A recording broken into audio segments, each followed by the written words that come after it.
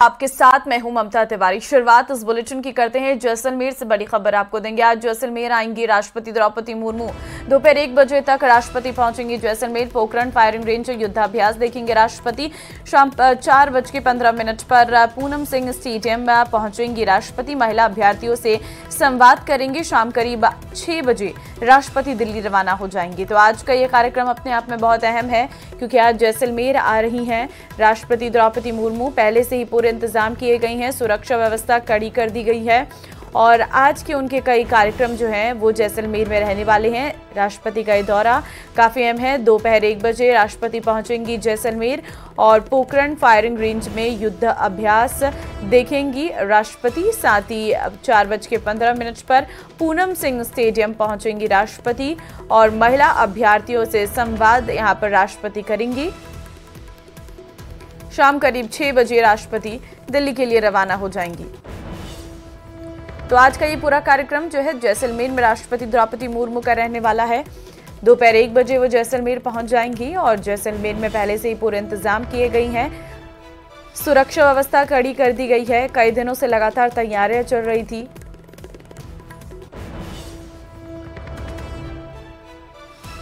राष्ट्रपति के दौरे को लेकर, तो ऐसे में आज जैसलमेर पहुंच जाएंगी राष्ट्रपति द्रौपदी मुर्मू, जहां पर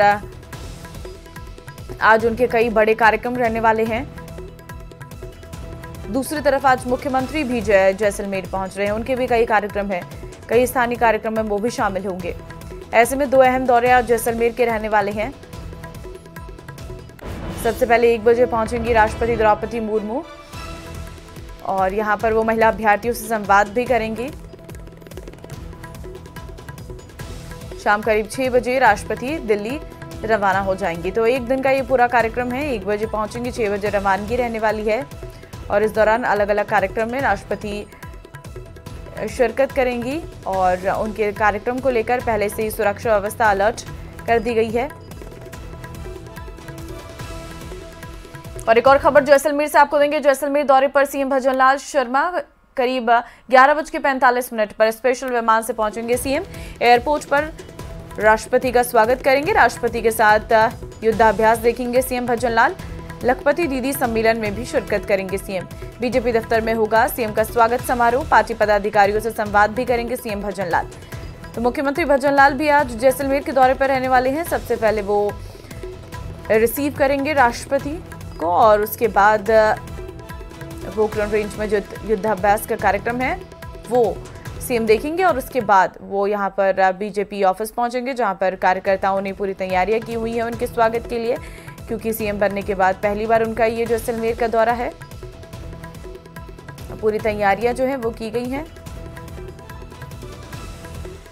पार्टी पदाधिकारियों से सीएम संवाद करेंगे।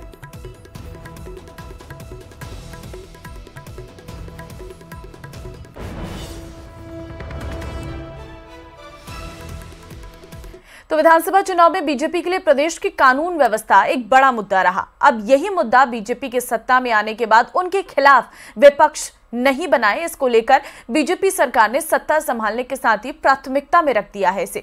और सीएम भजनलाल ने बैठक में पुलिस अधिकारियों को 2 टूक शब्दों में कहा है कि अपराध के प्रति जीरो टॉलरेंस की नीति पर काम करना होगा। सरकार की प्राथमिकता महिला सुरक्षा है, इसलिए गश्त में बढ़ोतरी और गुंडागर्दी में कमी होना सुनिश्चित करें। दरअसल सीएम भजनलाल शर्मा ने गृह विभाग और पुलिस अधिकारियों के साथ बैठक की और बैठक में पुलिस अधिकारियों को प्रदेश की कानून व्यवस्था को सुदृढ़ करने के लिए सीएम भजनलाल ने निर्देश दिए।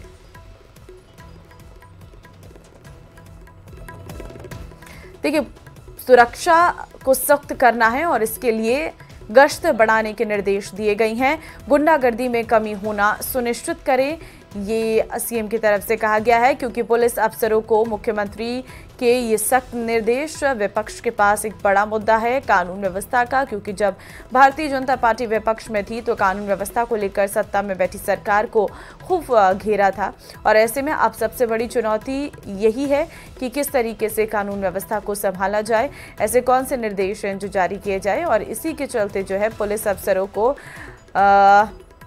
मुख्यमंत्री ने सख्त निर्देश दिए हैं कि कानून व्यवस्था को कड़ा करना है और ये टेबल टॉक जो है वो रही थी।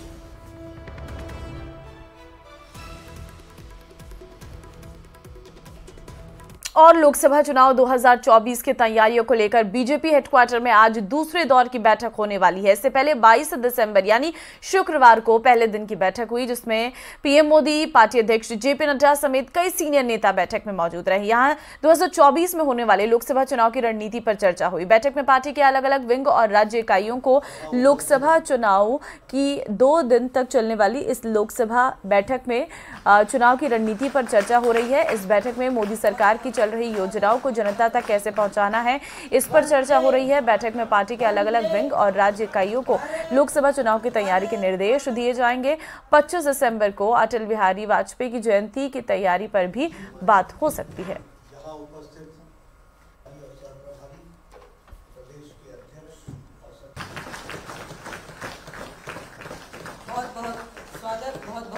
तो देखिए, लोकसभा चुनाव के लिए बीजेपी का ये महामंथन है और महामंथन भारत माता की। बीजेपी की 2 दिवसीय राष्ट्रीय पदाधिकारियों की बैठक शुरू हो चुकी है। बैठक की अगर बात करें तो प्रधानमंत्री नरेंद्र मोदी, बीजेपी के राष्ट्रीय अध्यक्ष जेपी नड्डा समेत तमाम महामंत्री और राष्ट्रीय पदाधिकारियों के साथ साथ प्रदेशों के अध्यक्ष, प्रभारी और सह प्रभारी इस बैठक में शामिल हैं। अगर बैठक के एजेंडे की बात करें तो 2024 के लोकसभा चुनावों को तहत तमाम रणनीति इस बैठक में तैयार की जा रही है। जिस तरह से लगातार पूरे देश भर की लोकसभाओं में विस्तारक भेजे गए, उनको लेकर समीक्षा की जाएगी। उसके साथ साथ विकसित भारत संकल्प यात्रा चल रही है, उसको लेकर समीक्षा की जाएगी। इसके अलावा जो पूरे देश भर की सभी लोकसभाओं में कॉल सेंटर स्थापित किए गए हैं, उसको लेकर समीक्षा की जाएगी। इसके साथ साथ सबसे महत्वपूर्ण, आगामी 22 जनवरी को जो अयोध्या में रामलला की भव्य प्राण प्रतिष्ठा गर्भगृह में होनी है, उसको लेकर बीजेपी किस तरह से पूरे देश भर में माहौल राम में बनाएगी, उसको लेकर भी गहरी चर्चा और मंथन इस बैठक में किया जाना है। इसके साथ साथ आज की बैठक में प्रधानमंत्री नरेंद्र मोदी भी संबोधित कर रहे हैं और संबोधन में वो लोकसभा चुनाव में किस तरह से सभी सीटों पर जीत दर्ज करनी है और पिछले अपने रिकॉर्ड को तोड़कर ज्यादा से ज्यादा सीट जीतनी है, उसको लेकर भी मंत्र देने वाले हैं। कैमरा पर्सन हरीश के साथ पवन गौड़, नपकेट 3, दिल्ली। चलिए आगे बढ़ते हैं। खबर बांसवाड़ा से है, जहां जानामेड़ी गांव में शुक्रवार देर रात एक पुजारी की गोली मारकर हत्या कर दी गई। पुजारी की हत्या के बाद हमलावर फरार हो गए। जैसे ही इस बात की सूचना पुजारी के घर वालों को लगी तो फौरन उन्हें हॉस्पिटल ले जाया गया, जहां डॉक्टर्स ने पुजारी को मृत घोषित कर दिया। पुजारी की मौत की खबर सुनते ही अस्पताल में लोगों की भीड़ इकट्ठा हो गई। मामले की सूचना मिलते ही सदर और कोतवाली थाना पुलिस ने जाब्ता मौके पर और अस्पताल भेजा गया, जिससे माहौल न बिगड़ सके। इसके बाद एसपी, एएसपी और डीएसपी भी अस्पताल पहुंचे। लोगों के आक्रोश को देखते हुए पुलिस ने जल्द ही आरोपियों की गिरफ्तारी का आश्वासन दिया।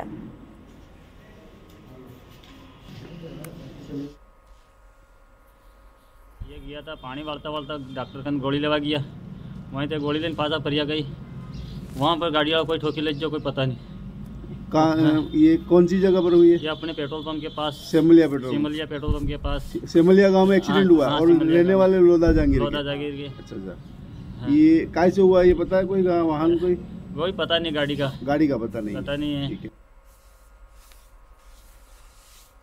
तो अस्पताल में इलाज के दौरान मौत का ये मामला सामने आया है। फिलहाल पुलिस ने शव को अस्पताल की मोर्चरी में रखवा दिया है। घटनास्थल पर पुलिस बल तैनात है, क्योंकि जो समर्थक हैं वो साफ तौर पर वहां पर पहुंचे हैं। अज्ञात बदमाशों ने गोली मारकर मंदिर के पुजारी की हत्या कर दी है।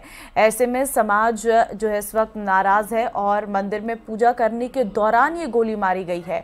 ये अपने आप में बड़ा पहलू है और फिलहाल इलाज के लिए अस्पताल लेकर परिजन पहुंचे, लेकिन डॉक्टर्स ने उन्हें मृत घोषित कर दिया।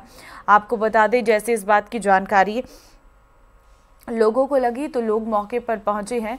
कुछ अस्पताल में पहुंचे, कुछ घटनास्थल पर पहुंचे और कानून व्यवस्था न बिगड़ सके इसके लिए पुलिस बल तैनात है। फिलहाल पुलिस ने आश्वासन दिया है कि जल्द से जल्द आरोपियों की गिरफ्तारी की जाएगी, लेकिन अपने आप में बड़ा मामला है कि किस तरीके से गुंडागर्दी हावी होती हुई नजर आ रही है। पूजा पाठ करने के दौरान एक पुजारी को गोली मारना अपने आप में कानून व्यवस्था पर भी सवाल खड़े करता है। हालांकि पुलिस ने ये कहा है कि घटनास्थल पर पहुंचकर सभी साक्ष्य जुटाए जा रहे हैं और गोली मारने वाले जो भी आरोपी हैं उन तक पहुंचा जा रहा है और जल्द ही उन सभी को गिरफ्तार कर लिया जाएगा।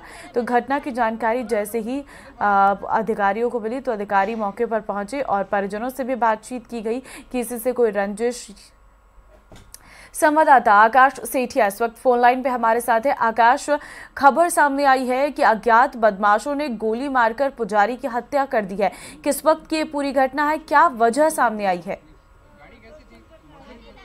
हेलो, बताना चाहेंगे मैम, ये सदर थाना क्षेत्र स्थित जानामेड़ी गांव का मामला है। जो एक भैरव जी के मंदिर के पुजारी हैं, जो मंदिर बंद कर अपने घर जा रहे थे, इसी दौरान मंदिर से जैसे ही बाहर निकले तो दो अज्ञात बदमाश आके फायरिंग करी और तीसरा बदमाश जो अज्ञात है वो बाइक लेके आया और इन दोनों को लेकर फरार हो गया है। और साथ ही पुलिस जिस हिसाब से जांच कर रही है, जैसे टीम गठित करी है, वहीं नाकाबंदी भी शुरू कर दी है अज्ञात बदमाशों की तलाश के लिए। परिजनों की तरफ से इस पूरे मामले पर क्या कहा गया है? क्या कोई गुस्सा था, कोई रंजिश थी जिसके चलते पुजारी जी की हत्या कर दी गई?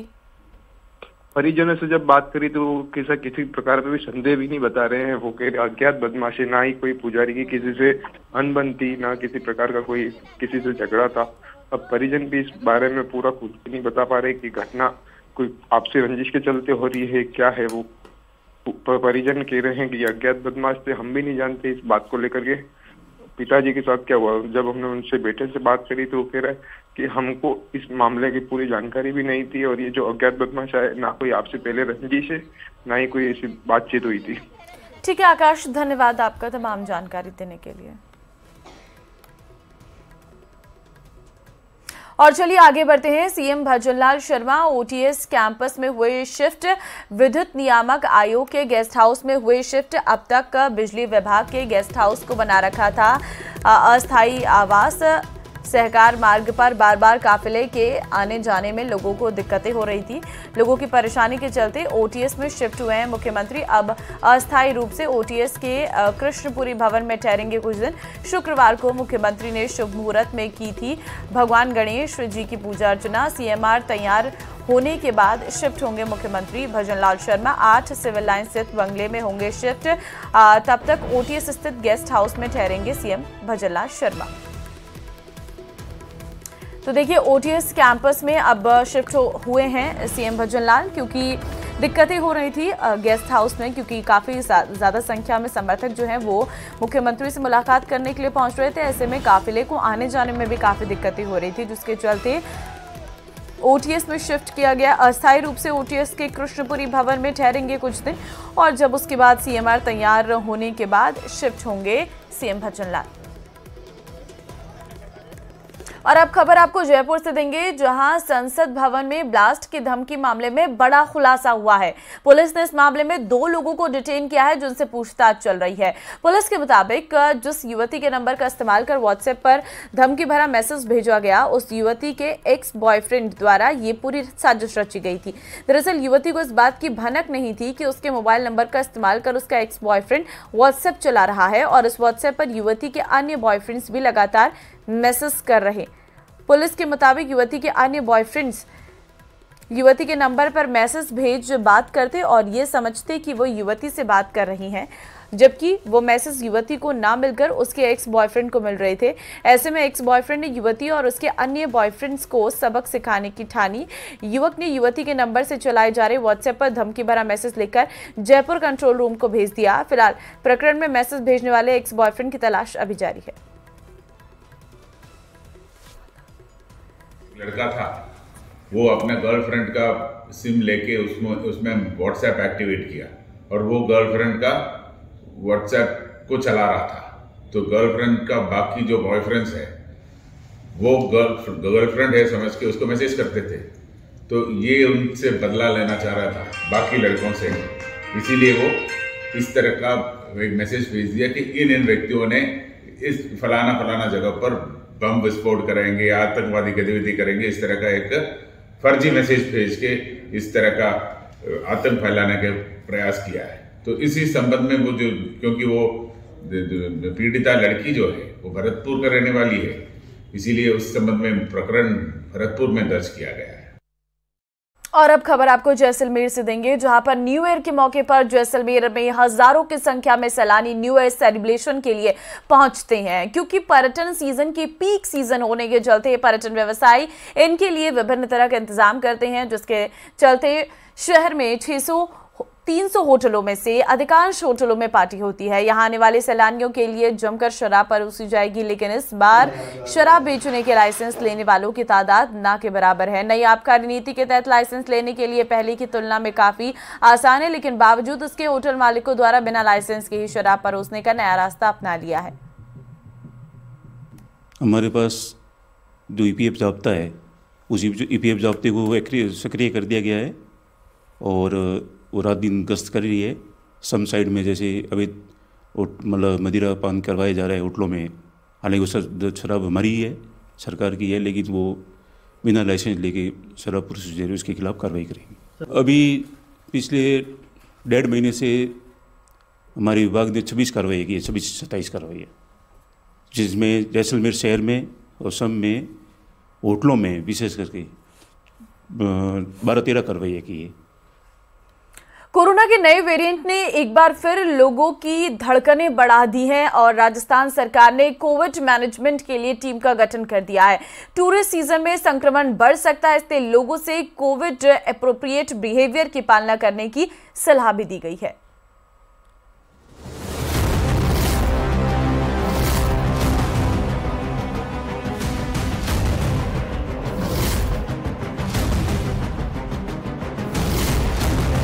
प्रदेश में कोरोना की एंट्री के बाद CM Bhajanlal Sharma action mode में हैं। चिकित्सा एवं स्वास्थ्य विभाग ने प्रदेश में कोविड प्रबंधन के लिए स्टेट कोविड मैनेजमेंट टीम गठित कर दी है। चिकित्सा शिक्षा विभाग के आयुक्त शिव प्रसाद नकाते को कमेटी का नोडल अधिकारी नियुक्त किया गया है। ये कमेटी कोविड-19 की रोकथाम और नियंत्रण के लिए राज्य में आवश्यक गतिविधियों की जिम्मेदारी संभालेगी। इधर प्रदेश के सबसे बड़े एसएमएस हॉस्पिटल के डॉक्टर्स ने भी जिम्मेदारी संभाल ली है। तो हमने पिछले सप्ताह एक मॉक ड्रिल करी थी केसेस को देखते हुए, निमोनिया के केसेस को देखते हुए। हमारे यहाँ दवाइयों की जैसे एंटीबायोटिक्स, एंटीपायरेटिक्स ड्रग्स हैं, एंटी एलर्जिक ड्रग्स हैं, कफ सिरप्स हैं, सारी चीज़ें एंटीवायरल ड्रग्स हैं, वो पर्याप्त मात्रा में मौजूद हैं। स्टाफ के लिए सैनिटाइजर्स, मास्क सारे व्यवस्थित हैं। ऑक्सीजन की अपन बात करें कि पीछे के जैसे डेल्टा वेरिएंट था अपने यहाँ, तो उसमें देखते हुए लोगों को रेस्पिरेटरी डिस्ट्रेस हुआ था कोविड में, बहुत पहली दूसरी वेव की अपन जब बात करते हैं कोविड की, उसको देखते हुए अब बहुत पर्याप्त मात्रा में अपने पास ऑक्सीजन उपलब्ध है। कोरोना से बचने के लिए सावधानी ही उपाय है।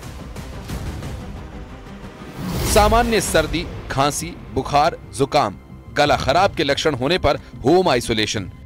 सामान्य लक्षण पर डॉक्टर की सलाह से रोग पर तत्काल काबू पाया जा सकता है। लक्षणों के गंभीर या लंबी अवधि होने की स्थिति में अस्पताल में भर्ती होने की सलाह। बच्चों, बुजुर्गों और गर्भवती महिलाओं पर विशेष ध्यान। डायबिटीज, कैंसर, हृदय रोग और गंभीर बीमारियों के रोगियों को सतर्क रहने की सलाह। विशेषज्ञों की माने तो इस बार कोविड अपेक्षाकृत माइल्ड इन्फेक्शन जैसा नजर आया है। कोविड के बढ़ते मामलों को लेकर जहां केंद्र से लेकर राज्य सरकार तक अलर्ट हो चुकी हैं, वहीं लोगों को इसे लेकर जागरूक करने की अच्छी खासी जरूरत है, क्योंकि संक्रमण की कड़ी को तोड़ने के लिए लोगों को एक बार फिर से कोविड गाइडलाइंस की पालना करनी होगी। भले ही कोविड का असर ज्यादा हो या कम, लेकिन सचेत रहने में कोई नुकसान नहीं है। तो फिर क्यों न सावधानी के साथ फिर से कोविड नियमों को अपनाया जाए। न्यूज़ 18 राजस्थान के लिए जयपुर से महेश दाधीच की रिपोर्ट। चलिए आगे बढ़ते हैं। कोटा छात्रा का शव मिलने का एक पूरा मामला, बड़ी खबर आपको देंगे। एसआईटी ने घर से घटना स्थल तक जुटाए साक्ष्य। वारदात के पहले सीसीटीवी में नजर आए 2 संदिग्ध युवक। छात्रा से मिलते नजर आए 2 संदिग्ध युवक। पुलिस ने 2 युवकों पर हत्या का मामला दर्ज किया था। कार्रवाई की मांग को लेकर लोगों ने जताया था आक्रोश। पिछले दिनों किशोर सागर तालाब में मिला था स्कूली छात्रा का शव। तो एसआईटी ने घर से घटनास्थल तक जो है साक्ष्य जुटाए हैं और कोटा में छात्रा के शव मिलने का ये पूरा मामला है। किशोर सागर तालाब में छात्रा का शव जो है वो मिला था। अब फिलहाल पुलिस जो है सीसीटीवी फुटेज के आधार संदिग्ध युवकों की तलाश कर रही है। और अगली खबर भी जैसलमेर से है, जहां आज से स्पाइस जेट की मुंबई की फ्लाइट सेवा शुरू हो रही है। सुबह 7:45 बजे स्पाइस जेट की मुंबई की फ्लाइट रवाना होगी, जो करीब 2 घंटे का सफर तय कर सुबह 9:40 पर जैसलमेर पहुंचेगी। आपको बता दें, जैसलमेर में इंडिगो की मुंबई की फ्लाइट के साथ अब स्पाइस जेट की भी हवाई सेवा शुरू होने से पैसेंजर को तो फायदा होगा ही, साथ ही जैसलमेर के टूरिस्ट बिजनेस में भी सैलानियों के आने से बूम आएगा। स्पाइस जेट ने 1 दिसंबर से जैसलमेर दिल्ली के बीच हवाई सेवाओं का आगाज किया है। सिविल एयरपोर्ट शुरू होने के बाद ये पहली बार है जब इंडिगो भी अपनी हवाई सेवा चला रहा है। स्पाइस जेट और इंडिगो के बीच कंपटीशन के चलते इस बार स्पाइस जेट ने सिर्फ दिल्ली के लिए ही हवाई सेवा शुरू की है। ऐसे में आज से पर्यटन सीजन को देखते हुए स्पाइस जेट ने मुंबई जैसलमेर के बीच भी हवाई सेवा शुरू करने का निर्णय लिया है। और करौली से बड़ी खबर देंगे। आज 5 घंटे होगी बिजली कटौती। सुबह 8 बजे से दोपहर 1 बजे तक होगी बिजली कटौती। जीएसएस पर मरम्मत के चलते होगी बिजली कटौती, कई इलाकों में होगी बिजली कटौती। तो बड़ी खबर आपको दे रही हैं करौली से, ये बड़ी खबर है, जहां पर जीएसएस की मरम्मत के चलते बिजली कटौती 5 घंटे तक रहने वाली है। ऐसे में 5 घंटे आपको बिजली नहीं मिल पाएगी। करौली वासियों के लिए बड़ी अपडेट है। सुबह 8 बजे से दोपहर 1 बजे तक बिजली की कटौती रहने वाली है। ऐसे में आप इस दौरान जो है अपनी बिजली से जुड़े जो महत्वपूर्ण कार्य होते हैं वो नहीं कर सकते हैं। कई इलाकों में जो है बिजली की कटौती की जाएगी। मेंटेनेंस के चलते ये बिजली की कटौती जो है वो की जा रही है। और चलिए आगे बढ़ते हैं। कोटा से बड़ी खबर देंगे। कोरोना के नए वेरिएंट को लेकर कोचिंग सिटी में भी अलर्ट है। 24 घंटे में लिए गए 107 लोगों के sample bus stand, railway station पर की जा रही सैंपलिंग। अलग अलग इलाकों में भी सैंपलिंग की जा रही है। नए साल के उत्साह पर भी बढ़ सकता है कोरोना। तो नए साल है, क्योंकि ऐसे में टूरिस्ट जो है वो लगातार रुख कर रही हैं राजस्थान की ओर। ऐसे में कोटा में भी जो है कोचिंग स्टूडेंट्स उनके परिजन मिलने के लिए पहुंचते हैं कोटा दूर दूर से, क्योंकि देश विदेश से बच्चे यहाँ पर पढ़ने के लिए आते हैं। ऐसे में कोरोना के नए वेरिएंट को लेकर कोचिंग सिटी में अलर्ट जारी किया गया है। अलग अलग इलाकों में सैंपलिंग की जा रही है ताकि किसी भी तरीके से कोविड ना फैल सके, और लोगों को ज़रूरी गाइडलाइंस की पालना करने के लिए भी कहा गया है। 24 घंटे में 107 लोगों के सैंपल भी लिए गए हैं। बस स्टैंड, रेलवे स्टेशन जहाँ पर भीड़भाड़ रहती है वहाँ पर जो है सैंपलिंग की जा रही है।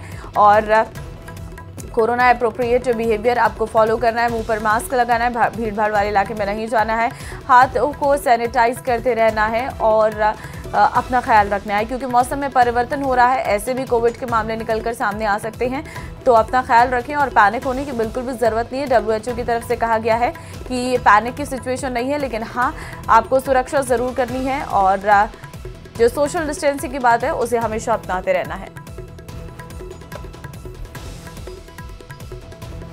और उदयपुर में एक और रॉयल वेडिंग हुई। हरियाणा के भाजपा विधायक भव्य बिश्नोई और राजस्थान की रहने वाली IAS परी बिश्नोई की शादी हुई है। उदयपुर के राफेल्स होटल में दोनों ने फेरे लिए हैं। शादी समारोह गार्डन में हुआ था और कार्यक्रम में दोनों ही परिवारों के पारिवारिक जो मेहमान हैं वो बुलाए गए थे। और शादी के बाद पहला रिसेप्शन 24 दिसंबर को पुष्कर अजमेर में होगा। इसके बाद 26 दिसंबर को आदमपुर में प्रतिभोज कार्यक्रम है। 27 दिसंबर को नई दिल्ली में ग्रैंड रिसेप्शन होगा।